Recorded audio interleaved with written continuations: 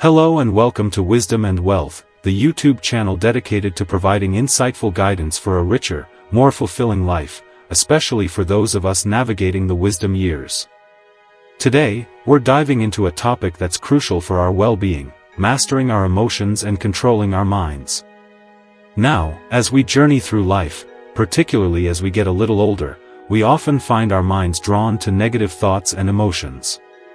It's just a natural part of the human experience.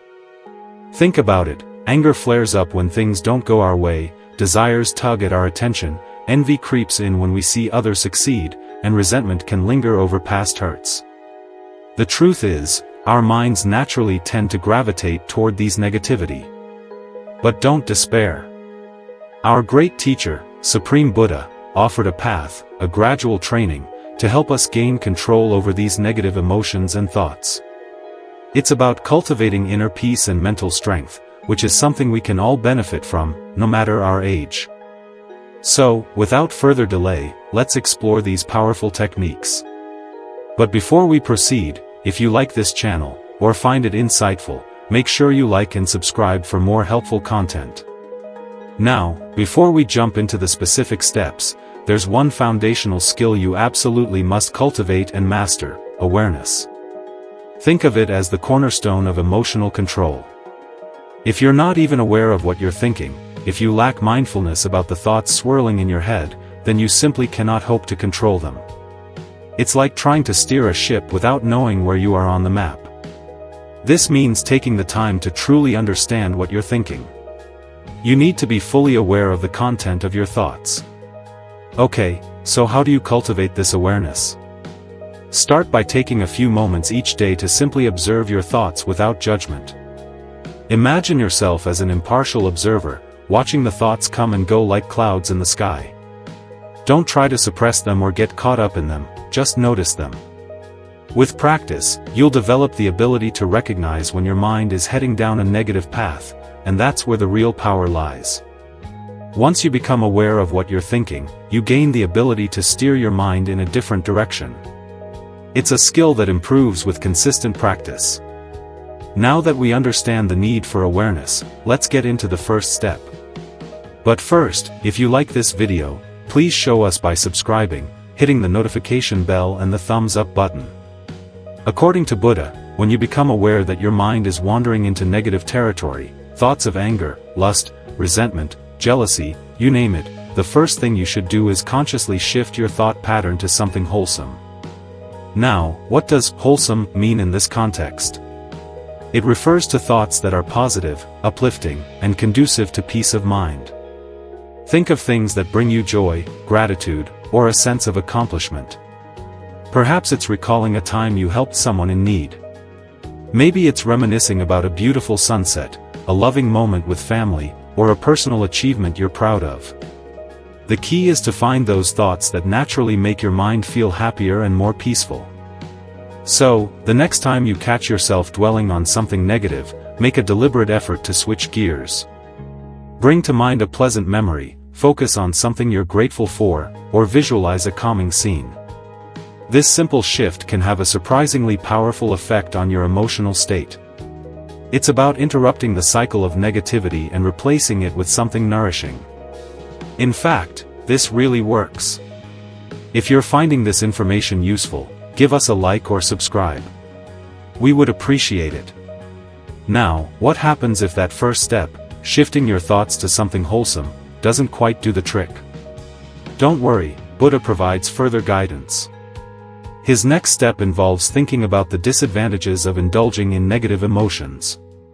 Really consider the consequences of giving in to anger, jealousy, or resentment.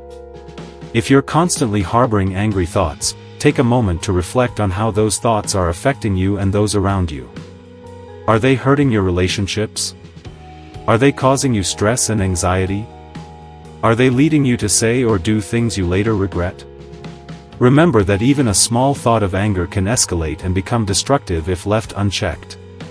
It can poison your mind and cloud your judgment.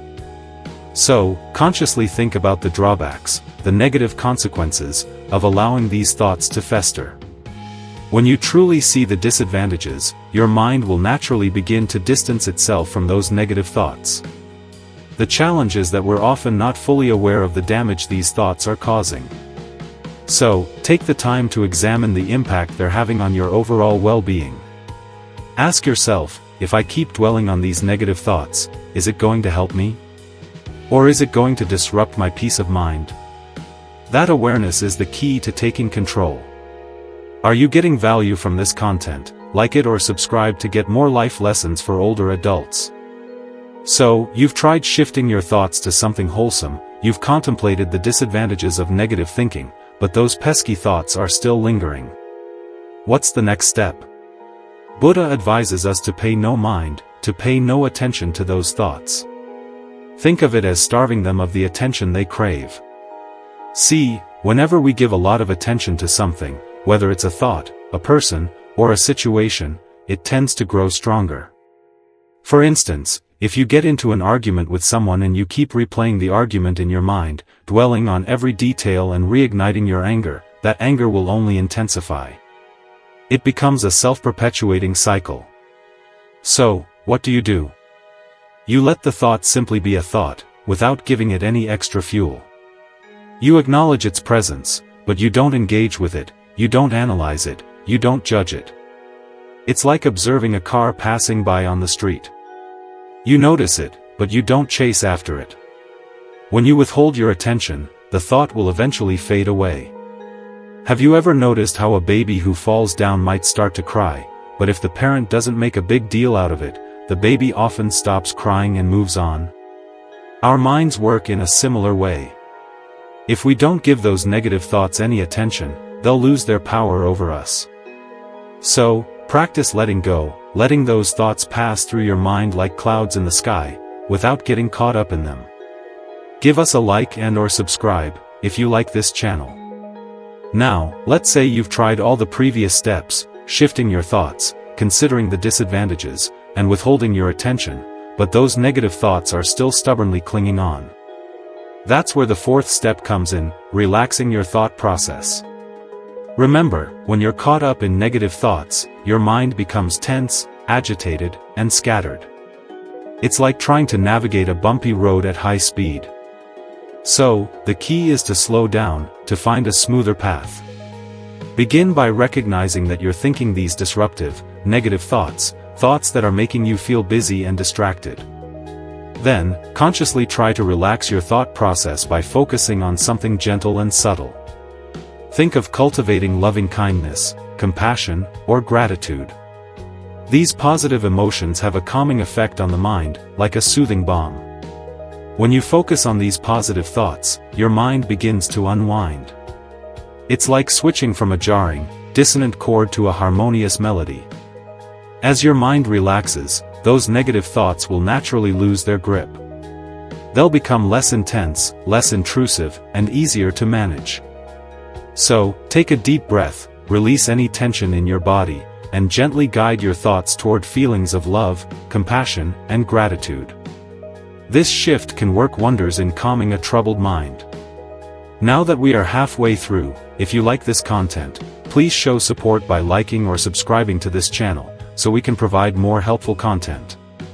Okay, so you've diligently tried all 4 previous steps, but those negative thoughts simply refuse to budge. What's left? This is where the final step comes in, and it's one that should be approached with great care and consideration. This is a more advanced technique, and it's not recommended for everyone, especially beginners. It requires experience and a good understanding of your own mind. This final step involves confronting and crushing your thought with awareness. It's about bringing the full force of your mindfulness to bear on those negative thoughts, with a firm determination to not let them control you. You must be fully aware of your thinking patterns and have a strong resolve to resist those negative thoughts. However, it's crucial to understand that this is not about suppressing or forcing the thoughts away. That can often backfire and make them even stronger. Instead, it's about meeting those thoughts with clear, unwavering awareness, and recognizing them for what they are, simply thoughts, not reflections of reality. It can also involve using logic and reason to challenge those negative thoughts. Are they based on facts or assumptions? Are they helping you or hurting you? By questioning their validity and refusing to give them any power, you can gradually weaken their hold on your mind. But it's important to remember that this technique can be challenging. If you find yourself getting overwhelmed or frustrated, it's best to step back and revisit the earlier steps. It's better to approach this final step with a gradual and mindful approach, rather than a forceful and aggressive one. These are the final tips. Please give us a like and/or subscribe, we would appreciate the love and support. So, to summarize, we have explored the 5 steps offered by the Supreme Buddha for controlling our minds and our negative thoughts. Practice these techniques diligently, and over time, you'll notice your negative emotions gradually fading away. Remember, this isn't an overnight fix, it takes consistent effort and patience. But with practice, you'll make it a habit and transform your mind, creating a space free from negative thoughts. This is a worthwhile endeavor, especially as we navigate the complexities of life. Now, for those of you who are seeking to build wealth along with wisdom, I would like to let you know that we're working on another series of videos related to wealth building, as well as other topics of interest to older adults. In the meantime, to inspire you, here is a powerful story about overcoming loss. It is called Kisagami. One day a young lady called Kisagami came running to the Buddha carrying the dead body of her only child. Her child has passed away and she refused to admit that her child has been dead. All she thought was that the child is not talking and smiling and giggling is because of a disease. 819, he had fallen ill. So she went around the city calling for a doctor to cure the disease of this innocent child. But as there's no doctor who can bring a dead to the life. Finally a wise man said to her, "Oh young lady, I know about a doctor who can cure the disease of your child. He resides in that monastery. His name is Gautama Buddha. 859, go and meet him and he will give you a solution for this problem." Then Kisagami came running to the Buddha and here she lies in front of the Buddha sobbing and begging to the Buddha to bring the baby back to life. Then our great teacher Supreme Buddha, out of compassion, he looked into Kisagami and said, "Gautami, I can cure the disease of your child, but before that, to make a medicine for him I need a handful of mustard seed." 943, can you bring that? Kisagami's face was lit up with happiness and she said, "Oh Master Gautam, I will bring a handful of mustard seed from anywhere with no time." Then our great teacher Supreme Buddha said, "Got me, not so fast. First of all, you need to remember you should bring a handful of mustard seed from a family where no one have ever died." 1018, there was an old lady in that house. Then she asked from that old lady, "Oh madam, can I have a handful of mustard seed from you? I need to cure the disease of this child. I need it as a medicine." Then the old lady said, "Okay, young lady, I will give you a handful of mustard seed." Then the Gautami asked, "By the way, has anyone have ever died in your family?" Then the old lady said, "Oh, young lady, I'm sorry to say. 1059, 2 days ago my husband died." Then Kisagami said, "Okay, then there's no use of your mustard seed. I need a handful of mustard seed from a family where no one have ever died." Then she went to the next house. And to the next house. She went all around the city finding a handful of mustard seed from a family where no one have died. But finally she could not find it. 1136, in each and every family someone have been dead. Finally she realized that she's not alone in this world. She realized that death is a common fate for all the people. All the people have suffered this common phenomena. Then finally she realized that her child is dead and she cannot bring her back to life. 1215, then what she did was she went to the jungle and she buried her beloved son in the soil and she came back to the monastery to meet our great teacher Supreme Buddha. Finally she said, "Oh venerable sir, I knew my child was dead but I was awakened from that sorrow. Dear devotees and my dear children, when someone dies, when the near and dear one fade away from our life, disappear from our life, it is one of the greatest, hardest experiences that we are going through in all of our lives. 1306, sometimes it may be traumatic to many people. Sometimes they may cry over years and years because of loss of loved ones. So Supreme Buddha said this wasn't happen only for you. Remember everyone, one day everyone will die. That is the common faith for all of us. In 100 years of time all of us are not in this world. 1341, we all have to say goodbye to this world. Remember all the relationships, all the near and dear and loved ones around you will fade away one day from your life, or you have to fade away from their life.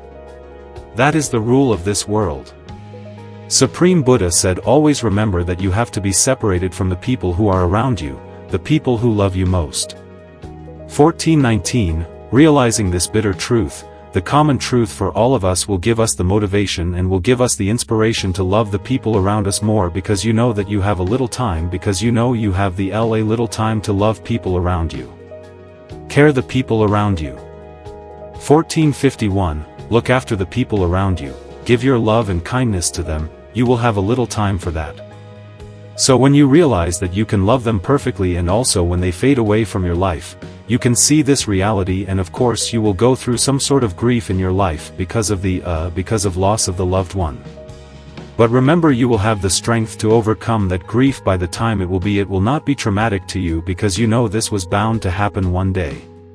1537, remember sun arise from the east and at the end of the day it sets from the west. No one can stop that.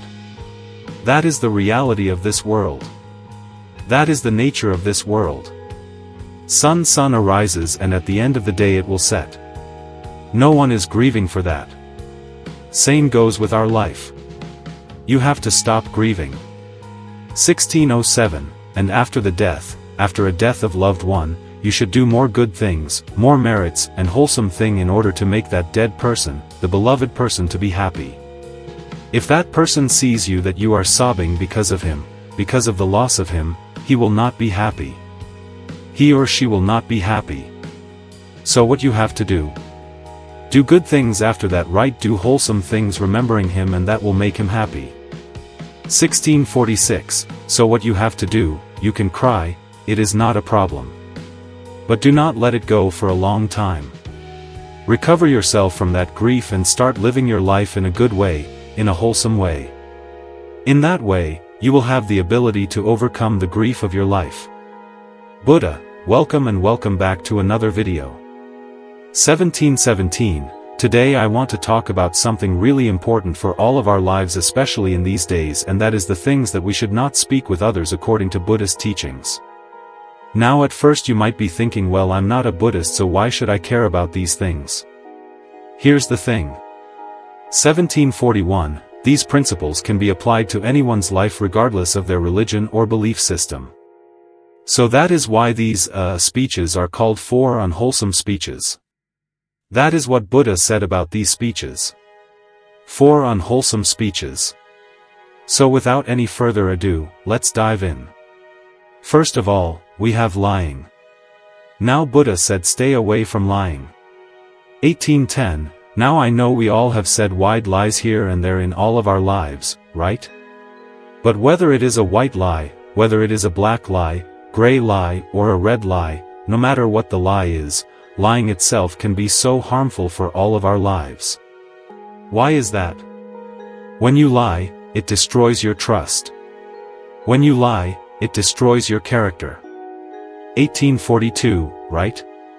So that is why it is very important to have trust between people. In our daily relationships between people, the most important component of a happy relationship is the trust. So that is why Buddha said live a truthful life.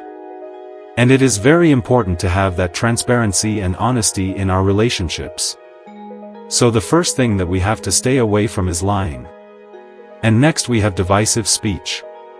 1908, what do you mean by divisive speech? Divisive speech is all about creating drama between people or creating conflicts between people using your words. Right? It can be gossiping or it can be talking behind someone's back. Right? I must say that when you talk these words or when you use this divisive speech, it is not a good thing for your life, and also it is not a good thing for other people's relationships. 1939, So Buddha said, do not use this divisive speech. Do not break the relationships between people using your words.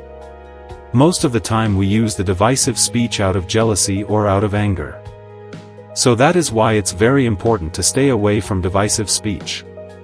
And the third one is Buddha said, stay away from harsh speech. 20:07. Now when someone is calling you or when someone is treating you with rude words, how do you feel? Now we all have been in this receiving end of such speeches. No. How did you feel? We felt sad. We felt depressed.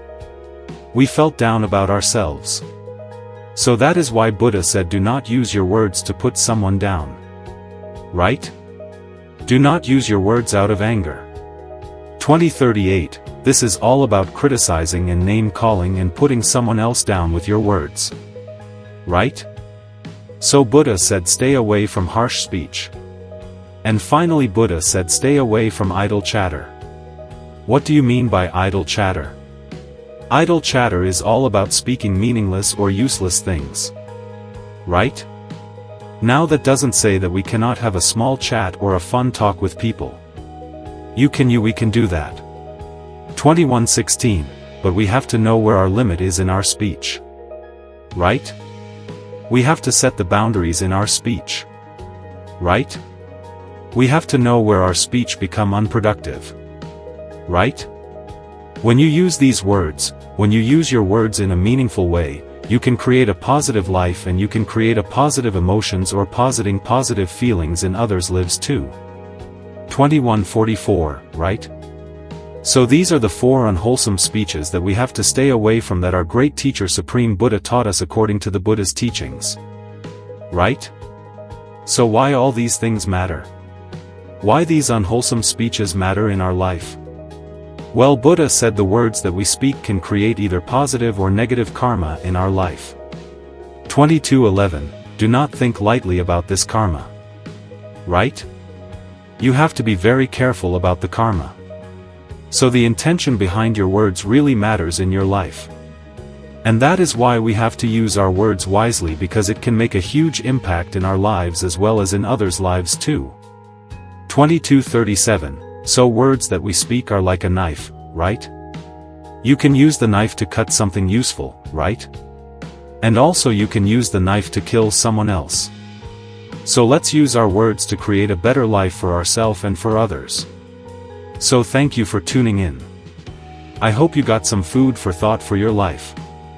23:01.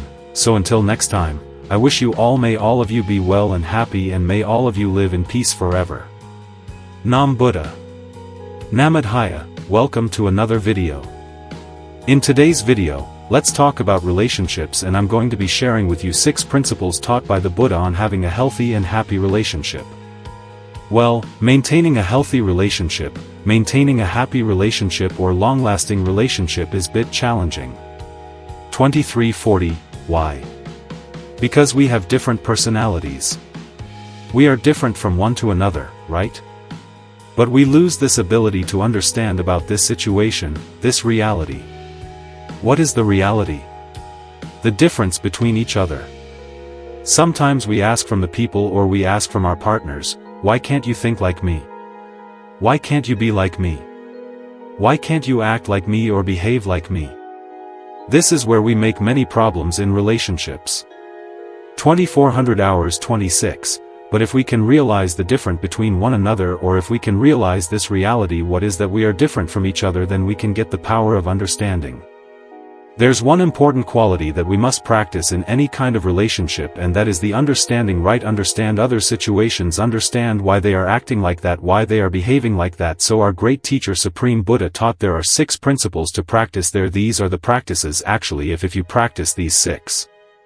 25:10. Principles in any kind of relationship, your relationship will be much more happy and healthy. Okay. So without any further ado, let's get into these principles, and I'm going to explain one by one in turn. First of all, the Buddha said you need to practice these principles when that person, the person or our partner or companion or the people who we are relating to, when that person with us or in front of us, and also in the times where that person is not with us. That means both privately and publicly we 25:53, have to practice and maintain these principles in our life, and also these principles was taught by the Buddha to monks actually, because as monks we live as a community. Now in our monastery we have more than 25 monks.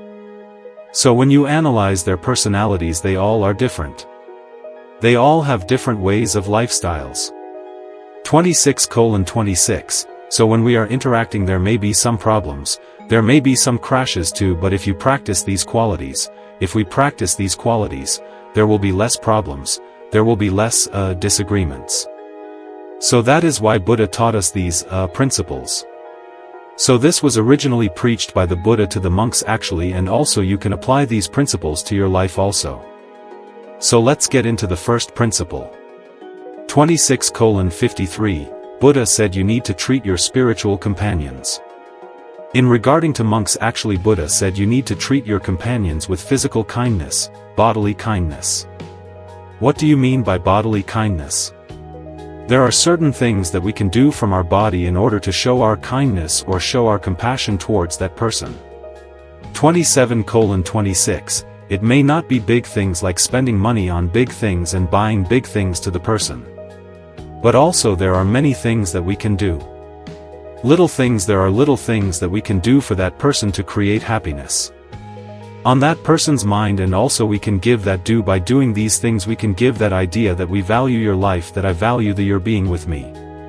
28:02, so Buddha said do the acts of loving kindness from your body, maybe like helping in his career, maybe like helping in his household activities. If you take an example like in an husband and wife relationship, you can share the things that you can and you are doing in the life, we can help each other. That is one way of showing love and kindness to that person, and also we can show in many ways our love and kindness to these people. 28:34, when you act from your body with love and kindness, that creates the mutuality between people.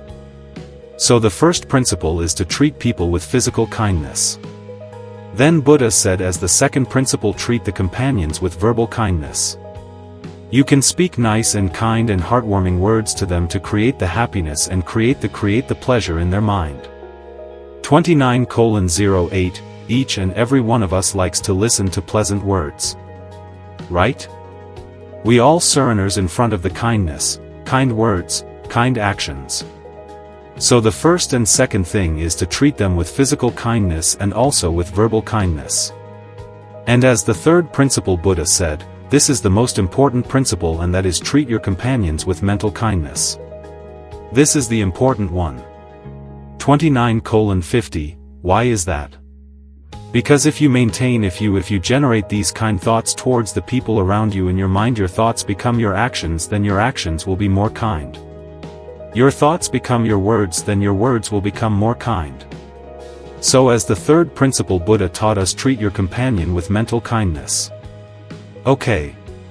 30:20, so when you treat your companion with mental kindness, that means you are spreading this rays and this power of kindness towards them when that person is in front of us. And also in the times where he or she is not with us, we have to do in the same way. That is the third one. And also as the fourth principle, Buddha said you have to share without reservation. 30:52, for the monks, Buddha said if you get any kind of food or any something good to your life, you have to share that thing with your spiritual companions. Now we monks, when we get some food, we always try to share with our monks. So you can adopt that to your life. 31:18, whatever the things that you get, maybe like you had something very delicious food when you're working in a long distant place, and when you come home or when you come to your partner or when you come to that person, you can say, hey, I had this food, I had this delicious food. I need you to have that. That means you are sharing it. 31:42, when you share without reservation, it creates the peacefulness and it strengthens the relationships. So sharing is one of the most key and important ingredients in relationships.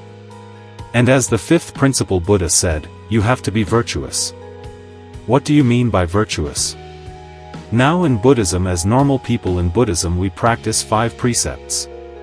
Buddhist people practice 5 precepts. 32:13, abstaining from killing beings, abstaining from stealing, abstaining from sexual misconduct, abstaining from telling lies, and abstaining from taking intoxicating drinks and drugs or alcohols. So these are the 5 precepts that lay people practice in Buddhism. So when you become more moral or virtuous, it creates the trust in people there's in relationships, in normal relationships in people. This 3rd precept is very important. In 3rd precept it simply says you are not cheating your partner. That means it creates the 33:05, trust and loyalty between in the partner and in the relationship. In any kind of relationship, trust is the foundation. Without trust there is no use of a relationship. So when you become more virtuous, you will create the trust and loyalty in the relationship. And as the 6th and the final principle Buddha taught us, you have to have a common view in any kind of relationship. 33:42, that means if you can in a relationship, if both the person people or if everyone work for one dream, work to achieve one goal, that creates the peace in this relationship. Now as monks, Buddha said you have to have one dream or one goal in your life. There's only one purpose of becoming a monk, and that is to end the sufferings of this long cycle of rebirth and to be enlightened. 34:16, when all the monks get together and work for that dream, then that will be so much easy to live with them. Right? When someone is deviating from that path, that creates the problem, right? So in relationships also, if every one of us can work for one dream or to want to achieve one goal, then that will be more easy and more happy. 34:49, so these are the 6 principles that we must practice in any kind of relationship. You can apply these principles to any kind of relationships. Whether it is husband and wife, maybe like girlfriend and boyfriend, whether it is like parents and children, whatever the relationship is, you can apply these principles and make it more healthy and happy. So practice these principles, add them to your life and make your life a better one. So I'm going to end this video with a nice quote that I've read. 35:22, it says all relationships go through bad times, but the real relationships get through bad times.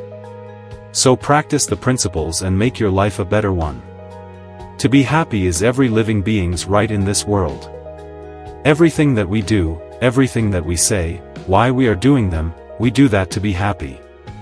35:56, just ask from yourself, why am I doing what am I doing? You can answer to yourself. You will find that the reason why I do everything in life to make myself happy.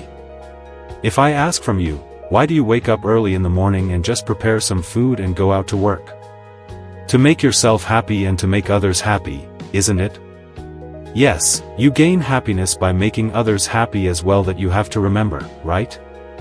So there are 2 types of happinesses in this world. 36:29, the first type of happiness is called the material happiness, right?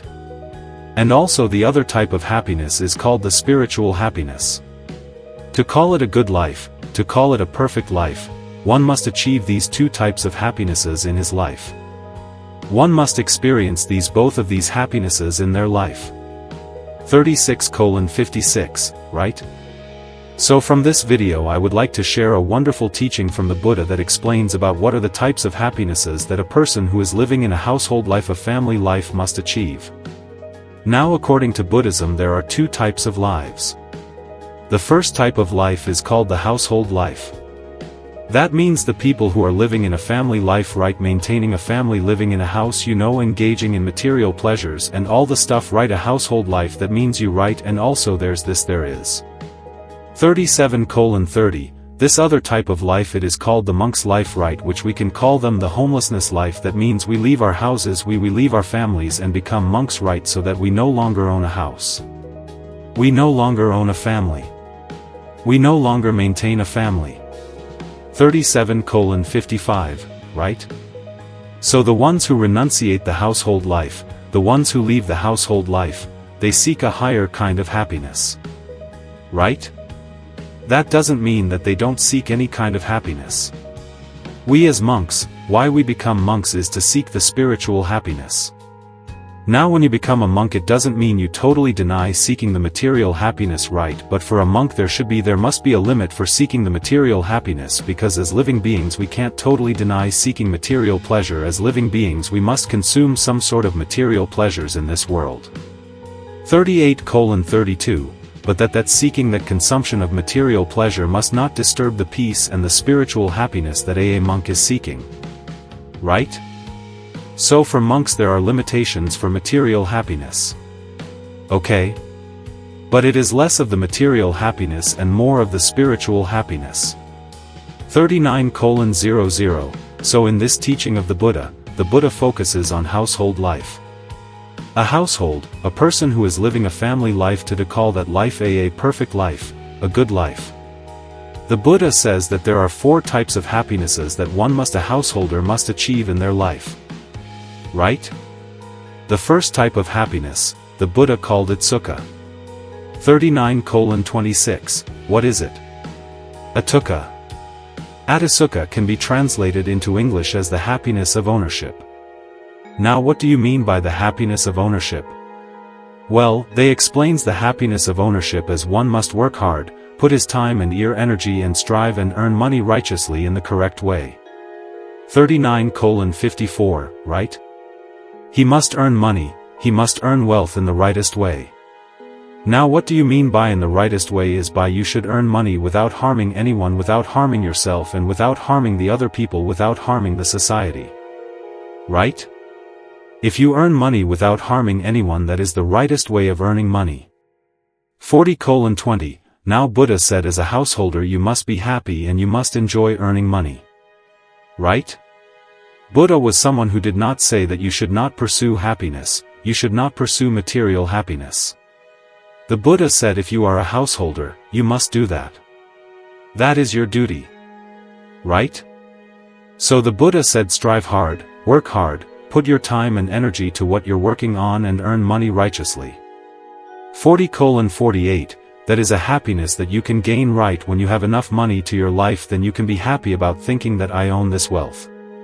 This is my wealth, that is sort of a happiness that one can gain. Right? That is the first type of happiness that Buddha said a household must achieve in their life at some point in their life. 41:13, right? That is the first one. The second type of happiness that Buddha taught for householders to achieve is called Bhogasukha. The Bhogasukha can be translated into English as the happiness of enjoyment. Now first you earn money, right? Now you spend money and enjoy it in the correct way. 41:42, right? You have to, the Buddha says that you have to spend money in a way that you should not harm yourself and you should not harm the other people as well in the writer's way. Right? So that when you enjoy, when you spend money doing good things like helping people, helping your parents, with your money, with the money that you righteously earned, and when you spend that money on the people who you love, right, to make them happy, it gives you a happiness, right? It is a great happiness that one can achieve, that you have to achieve in your life. Okay, so the second type of happiness the Buddha taught to achieve is called the Bhogasukha. 42:20, the happiness of enjoyment. The third type of happiness that Buddha taught us to enjoy in the life is called the happiness of freedom from debt. That we call the Anukkha. Anunasukha is the happiness of freedom from debt. Now when you are free from debt, let's say you don't have any loans or any debt to pay, right? You're financially free. 42:52. Then how much freedom that one can feel, right? You feel freedom, you feel a happiness that I no longer in debt to anything, right? I don't have any loans to pay, I don't have any debt to pay, so I'm financially free. That is a happiness that a householder must achieve in their life, right? That is a great happiness that one must achieve, the freedom, financial freedom, right? This is the third type of happiness, and then the fourth type of happiness. This is the most important thing. 43:26. This is the most valuable happiness that a householder must achieve in their life. According to the Buddha, Buddha said the fourth type of happiness is called Anavajasukha. Anavajasukha means the happiness from blameless life. Now what do you mean by a blameless life? The Buddha says that you have to do things. You have to say things. 43:52, you have to live your life in a way that you do everything with a good heart, with a good mind, with a wholesome heart. Right? When you spend your life as a good-hearted person, as a good person, as a wholesome-hearted person, right? It gives you a bigger happiness, bigger enjoyment thinking about who you are. That is the most important thing, because all the other material happiness,